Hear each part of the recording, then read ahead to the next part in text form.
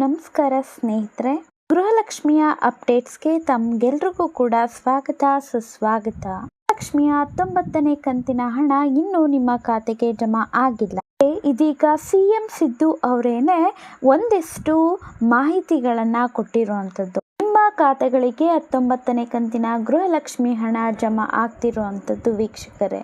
ಇದು ಯಾವಾಗ ಬಂದು ನಿಮ್ಮ ಖಾತೆಗೆ ಜಮಾ ಆಗುತ್ತೆ ಅಂತ ಕಂಪ್ಲೀಟ್ ಇನ್ಫಾರ್ಮೇಶನ್ ಅನ್ನ ಈ ಒಂದು ವಿಡಿಯೋದಲ್ಲಿ ತಿಳಿಸ್ಕೊಡ್ತೇನೆ.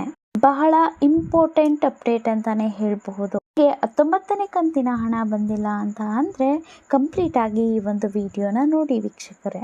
ನೀವೇನಾದ್ರೂ ಇನ್ನೂ ನಮ್ಮ ಚಾನಲ್ಗೆ ಸಬ್ಸ್ಕ್ರೈಬ್ ಮಾಡ್ಕೊಂಡಿಲ್ಲ ಅಂತಂದ್ರೆ ದಯವಿಟ್ಟು ಸಬ್ಸ್ಕ್ರೈಬ್ ಮಾಡ್ಕೊಳ್ಳಿ. ಅದ್ರ ಮೂಲಕ ನಿಮಗೆ ಇನ್ನೂ ಉಪಯುಕ್ತ ಮಾಹಿತಿಗಳು ನಮ್ಮ ಚಾನಲಲ್ಲಿ ಸಿಗ್ತಾ ಹೋಗ್ತವೆ.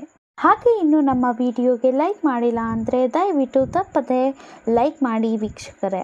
ಗೃಹಲಕ್ಷ್ಮಿಯ 19ನೇ ಕಂತಿನ ಹಣ ಈಗ ಬರುತ್ತೆ, ನಾಳೆ ಬರುತ್ತೆ ಅಂತ ನೀವೆಲ್ಲರೂ ಕೂಡ ವೇಟ್ ಮಾಡ್ತಾನೆ ಇದ್ದೀರಾ. ಖುದ್ದಾಗಿ ಲಕ್ಷ್ಮಿ ಹೆಬ್ಬಾಳ್ಕರ್ ಮೇಡಮ್ ಅವರೇನೆ ಒಂದು ಮಾಹಿತಿಯನ್ನ ಕೊಟ್ಟಿದ್ರು. ಏಪ್ರಿಲ್ 2ನೇ ವಾರದಲ್ಲೇ ನಾವು ಹಣವನ್ನು ಜಮಾ ಮಾಡ್ತೇವೆ ಅಂತ. ಏಪ್ರಿಲ್ 2ನೇ ವಾರ ಕೂಡ ಮುಗಿತು, ಏಪ್ರಿಲ್ 4ನೇ ವಾರ ಕೂಡ ಮುಗಿತಾ ಬಂತು. ಆದರೂ ಕೂಡ 19ನೇ ಕಂತಿನ ಹಣ ಇನ್ನೂ ಕೂಡ ಜಮಾ ಆಗಿಲ್ಲ. ಇದೇ ಪ್ರಶ್ನೆಯನ್ನ ಮಾಧ್ಯಮದವರು ಸಿಎಂ ಸಿದ್ದರಾಮಯ್ಯನವರಿಗೂ ಕೂಡ ಪ್ರಶ್ನೆ ಮಾಡ್ತಾರೆ. ಹೆಬ್ಬಾಳ್ಕರ್ ಮೇಡಮ್ ಅವರು ಹೇಳಿದ್ರು ಏಪ್ರಿಲ್ 2ನೇ ವಾರದೊಳಗಡೆ 19ನೇ ಕಂತಿನ ಹಣ ಜಮಾ ಮಾಡ್ತೀವಿ ಅಂತ.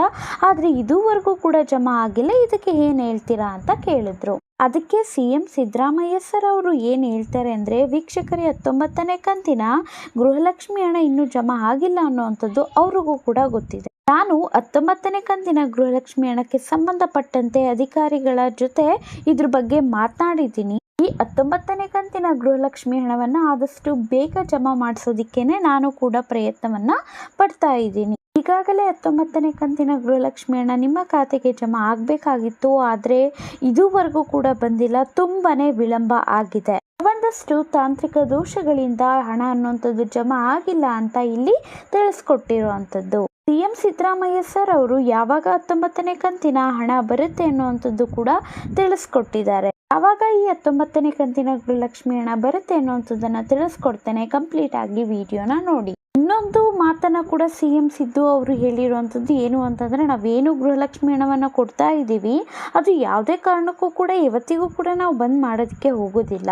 ಅದೇ ಒಂದು ಯೋಜನೆಗೋಸ್ಕರ ನಾವು 50,000 ಕೋಟಿ ಹಣವನ್ನ ಕೂಡ ಆಲ್ರೆಡಿ ಮೀಸಲಿಟ್ಟಿದ್ದೇವೆ ಈ ಒಂದು ಗೃಹಲಕ್ಷ್ಮಿ ಹಣಕ್ಕೋಸ್ಕರ, ಅಂದ್ರೆ ಗೃಹಲಕ್ಷ್ಮಿ ಯೋಜನೆಗಾಗಿ. ಹಾಗಾಗಿ 2,500 ಕೋಟಿ ಹಣ ಅನ್ನುವಂಥದ್ದು 19ನೇ ಕಂತಿನ ಗೃಹಲಕ್ಷ್ಮಿ ಹಣಕ್ಕೋಸ್ಕರ ಬಿಡುಗಡೆ ಆಗಿರುವಂಥದ್ದು. ನಿಮ್ಮ ಖಾತೆಗಳಿಗೆ ಇನ್ನು ಸ್ವಲ್ಪ ದಿನದ ಒಳಗಡೆನೆ ಹಣ ಅನ್ನುವಂಥದ್ದು ಜಮಾ ಆಗುತ್ತೆ, ಖಾತೆಗೆ ತಲುಪುತ್ತೆ. ಆದರೆ ಅದು ಯಾವಾಗ ಬರುತ್ತೆ ಅಂತ ತಿಳಿಸ್ಕೊಡ್ತೇನೆ. ನೋಡಿ ಸ್ನೇಹಿತರೆ, ಅದಕ್ಕೂ ಮುಂಚೆ ಸಬ್ಸ್ಕ್ರೈಬ್ ಮಾಡ್ಕೊಂಡಿಲ್ಲ ಅಂದರೆ ಸಬ್ಸ್ಕ್ರೈಬ್ ಮಾಡ್ಕೊಳ್ಳಿ. ವಿಡಿಯೋನ ನೋಡ್ತೀರಾ ಆದರೆ ಸಬ್ಸ್ಕ್ರೈಬ್ ಮಾಡ್ಕೊಂಡಿರೋದಿಲ್ಲ, ನಮಗೂ ಕೂಡ ಬೆಂಬಲ ಸಿಗಬೇಕು ಅಲ್ವಾ, ಹಾಗಾಗಿ ಸಬ್ಸ್ಕ್ರೈಬ್ ಮಾಡ್ಕೊಳ್ಳಿ ಸ್ನೇಹಿತರೆ. ಮಹಿಳಾ ಮತ್ತು ಮಕ್ಕಳ ಇಲಾಖೆಗೆ ಈಗಾಗಲೇ 2,500 ಕೋಟಿ ಹಣ ಅನ್ನುವಂಥದ್ದು ಬಂದಿದೆ. ಇನ್ನೇನು ನಿಮ್ಮ ಖಾತೆಗಳಿಗೆ ಮಾತ್ರ ಜಮಾ ಆಗಬೇಕಾಗಿದೆ. 19ನೇ ಕಂತಿನ ಹಣ ಅನ್ನುವಂಥದ್ದು ಜಮಾ ಆಗೋದಕ್ಕೆ ಪ್ರಾರಂಭ ಆಗಿರುವಂಥದ್ದು ಒಂದಷ್ಟು ಅಂತಂದರೆ ಒಂದು 50,000 ಮಹಿಳೆಯರಿಗೆ ಈಗಾಗಲೇ 19ನೇ ಕಂತಿನ ಹಣ